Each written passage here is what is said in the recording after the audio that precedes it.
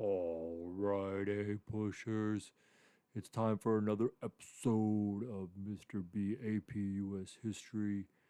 This one is Road to the Revolution. If we were base enough to desire it, it is now too late to retire from the contest. There is no retreat but into submission and slavery. Our chains are forged. Their clanking may be heard on the plains of Boston. The war is inevitable, and let it come. I repeat, sir, let it come. Gentlemen may cry, peace, peace, but there is no peace. The war has actually begun. Our brethren are already in the field. Why stand we here idle? Is life so dear, or peace so sweet, as to be purchased at the price of chains and slavery? I forbid it, Almighty God. I know not what course others may take, but as for me, give me liberty, or give me death. Patrick Henry. Speech at the Second Virginia Convention, 1775. Yeah. The dynamics of rebellion, 1765 to 1770. Patriots. 20% of the population, name given to colonists that defended American rights, organized formal and informal protests. They used violence, and also peaceful methods, to get what they wanted.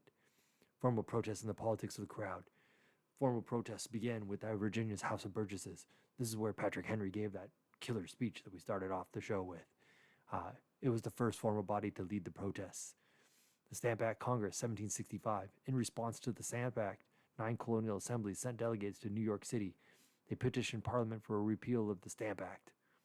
Crowd action. Disciplined mobs demanded resignation of stamp tax collectors. The Sons of Liberty in Boston attacked and threatened tax collectors. They began the first boycott of British goods. John Hancock and John Adams, famous patriots, encouraged the mobs. The motives of the crowds and the patriots. Anti-monarch or anti-king sentiment was high. The Great Awakening, the First Great Awakening, caused a resistance to authority. There was fear for political liberty. Young men were mostly the patriots. Popular resistance nullified the Stamp Act all over the colonies. Tax collectors resigned in droves. The ideological roots of resistance, the philosophies behind the movement. Patriot writers drew upon 3 intellectual traditions: English common law, the Enlightenment rationalism, and the Republican/Whig strand of British political tradition. English common law. It's a centuries-old body of legal laws and rules, procedures such as the Magna Carta and the English Bill of Rights. The Enlightenment. John Locke's idea of natural rights such as life, liberty, and property the governments must protect. Montesquieu's idea of separation of powers all influenced the Founding Fathers. English Whigs created a constitutional monarchy by limiting the power of the king to impose taxes. Another kind of freedom. Slaves petitioned for their freedom, but were suppressed. Phyllis Wheatley, an African-American poet and patriot who gained recognition for writing. What did she write? Poems on various subjects, religious and moral, in 1773.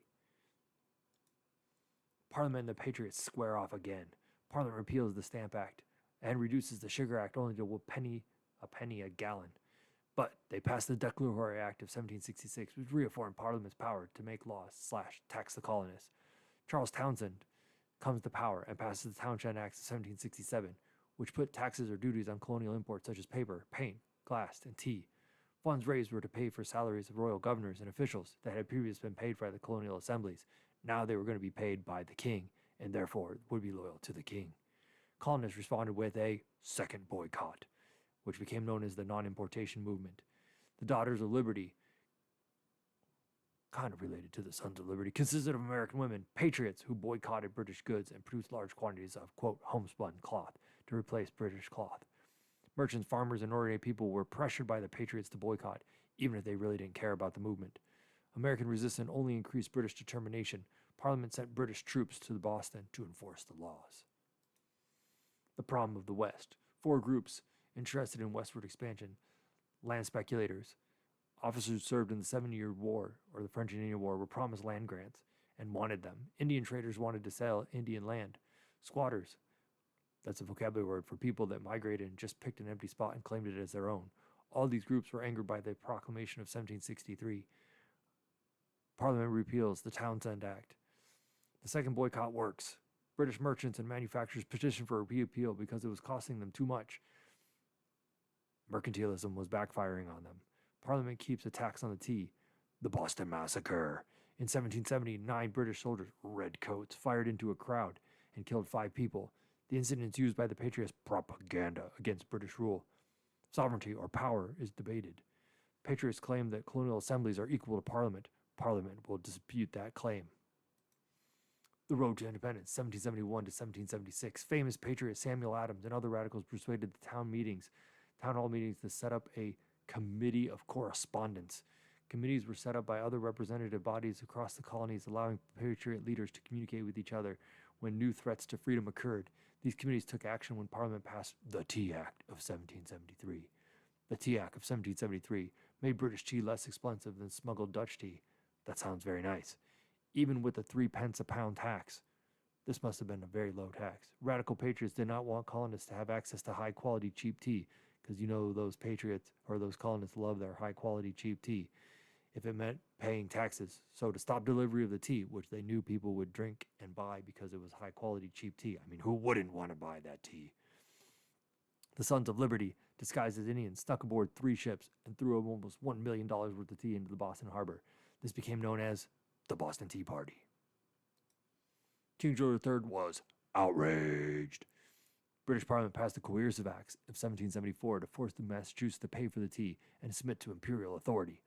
The Boston Port Bill of 1774 to close Boston Harbor, the Massachusetts Government Act to prohibit town hall meetings, and a new quartering act for more horses for more soldiers, and the Justice Act so that trials could be transferred to Britain instead of in the colonies. Altogether, these acts became known as the Intolerable Acts. It was a nickname because they could not tolerate these acts because they were so severe, and they served to unite the colonies in defense of Massachusetts. The Quebec Act of 1774. This allowed the practice of Roman Catholicism in Quebec and expanded Quebec's territory into the Ohio Valley, which angered the colonists even more, even though it was not directly related to the Boston Tea Party in any sort of way. Still made them mad. The First Continental Congress. The First Continental Congress happened in 1774. 12 colonies sent representatives, everyone went except Georgia, to Philadelphia to demand a repeal of the Coercive Acts and limit on British control. Also, they approved a third boycott of British goods, which became known as the Association.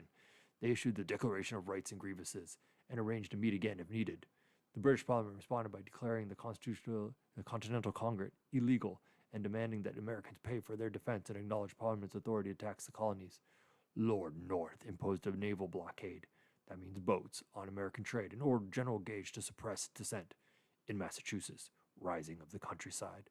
Although many of the patriots lived in urban areas, their ideas spread to the countryside, including the Continental Association, i.e. the Third Boycott. Many were concerned over land. Southern planters became patriots to protect their power over their slaves and over their fellow farmers. Money and power, a huge motivator. Loyalists and neutrals. Loyalists made up 20% of the population. Most patriot leaders were wealthy. Both patriot leaders were wealthy planters and merchants who were not trusted by the poorer people. Coupled with fears of anarchy, led many American colonists to remain loyal to the British Crown. These people became known as loyalists and were discriminated against by the patriots. Neutrals, 60% of the population. Most people wanted to stay out of any conflict. Pacifists such as the Quakers and the Germans refused to fight out of religious beliefs. Most people did not know what was going on or did not care. The patriots had a battle on their hands to convince people to care.